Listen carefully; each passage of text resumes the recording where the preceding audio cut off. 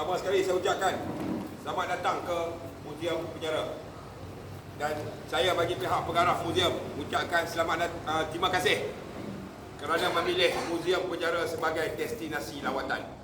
Ya, dianggap bertuah kerana boleh datang di sini. Bukan semua orang boleh masuk dalam penjara selain melakukan kesalahan jenayah dalam bentuk lawatan lah. Bila datang lawatan macam ni dapat merasa masuk dalam penjara. Kalau saja-saja nak masuk dalam penjara, ketuk pintu, saya nak masuk tengok, dengan kita kena belendak dia. Memang tak boleh ya. Jadi alhamdulillah kita dapat sini sekurang-kurangnya kita dapat berkongsi ya. Macam itulah keadaan dalam penjara yang masyarakat netizen di luar tak tahu apa yang ada di dalam sebab kita dilindungi oleh tembok yang tinggi. Pekerjaan polis, cikgu, tentera, bomber, postman, semua orang tahu macam mana kerja. Dalam penjara orang tak tahu. Ya, bila kita ada kesempatan kita melawat macam ni, alhamdulillah. Ya, semua dapat. Ya, semua dapat tengok. Jadikanlah ia sebagai satu iktibar dan pengajaran.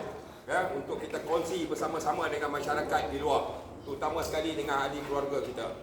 Ya, jenayah di luar terlalu banyak. Ya, jenayah di kelak luar sedang menanti kita. Jenayah tak kenal kita, tapi kita kenal jenayah. Jenayah tak ada kaki, kita ada kaki. Adakah kaki kita nak melangkah pergi jenayah? Pelajar-pelajar sekolah ni, awak semua ni berpotensi nak jadi penjenayah. Allah.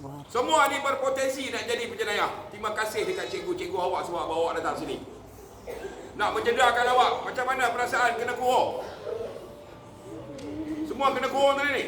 Kena, semua kena. Apa perasaan kena kurung? Nasib baik kawan saya buat. Kalau saya buat lagi teruk. Saya akan bubuh. Saya akan bubuh timba air. Saya akan jirus awak kat dalam. Oh. Ya, kira awak nasib baiklah. Jadi belajarlah sesuatu, ya. Ada mesej yang kita cuba nak sampaikan bila kita kurung awak dekat dalam. Jadikan iktibar, jadikan pengajaran. Awak kena kurung sekejap ya. Awak perasaan awak macam-macam dah.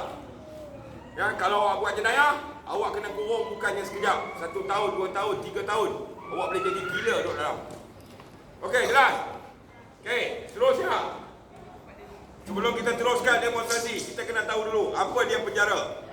Penjara ialah satu tempat untuk menahan mana-mana orang yang melakukan kesalahan atau jenayah. Ya, dituduh di mahkamah, disabitkan kesalahan, akan dijatuhkan hukuman. Kebiasaannya mahkamah akan jatuhkan hukuman penjara. Hukumannya daripada 1 hari, 1 bulan, ya, 1 tahun, 10 tahun, seumur hidup, seumur hayat, dan gantung sampai mati. Perbezaan antara seumur hidup dan seumur hayat. Seumur hidup 30 tahun dalam penjara. Kalau mahkamah jatuhkan hukuman penjara seumur hidup, artinya 30 tahun dalam penjara. Kalau mahkamah jatuhkan 30 tahun dalam penjara, maknanya seumur hidup. Dua perkataan, ya, dua sebutan yang berbeza, tapi maksud dia jelas sama. Seumur hayat sampai mati duduk dalam penjara. Gantung tu gantunglah. Okey, dalam masa yang sama, selain daripada hukuman penjara, ada juga tuan-tuan dikenakan hukuman penjara dan sebatan rotan. Ya, dalam penjara bila kita nak laksanakan rotan, kita gunakan 3 jenis rotan. 3 jenis rotan, setiap satu berbeza antara satu sama lain. Berbeza dari segi ukur lilit dia, cara sebatan, tempat sebatan dan jumlah sebatan. Ada yang kita sebat dekat buntut, dan ada yang kita sebat dekat tengah belakang. Uish. Okey, kan? Uish. 3 kategori yang kita tak boleh rotan orang. Banduan gantung sampai mati. Ha? Sebab dia dapat hukuman yang paling maksima sekali. Kalau mahkamah jatuhkan gantung sampai mati dan 10 sebatan, sebatan kita akan abaikan. Okey, nombor 2, lelaki berumur 50 tahun ke atas. Semasa rang undang-undang digubah dalam parlimen, dulu umur 50 dianggap sebagai warga emas, orang tua, sakit jantung, jantung berlubang, darah tinggi, kencing manis, kencing orang, semua cukup.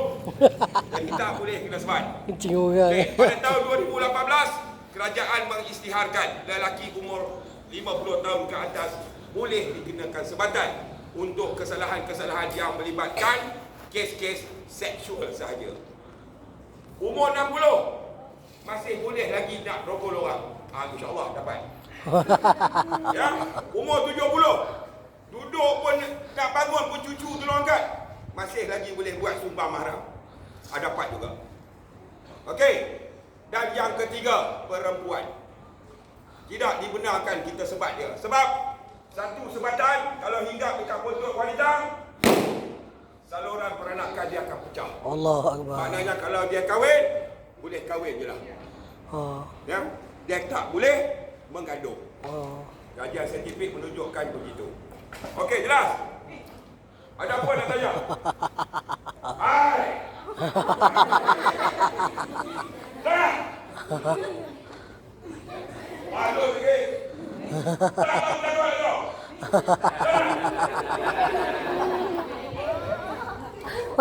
Masak. Tak jadi apa? Okey. Seterusnya. Tadi saya bagi tahu perempuan tak boleh dikenakan sebatan, tetapi jangan lupa perempuan juga boleh dikenakan sebatan. Ada yang boleh, ada yang tak boleh. Yang tak boleh, yang kes-kes yang melibatkan sivil. Yang boleh, saya akan ceritakan yang macam mana. Okey, jelas? Okey, kita pergi hotel yang pertama.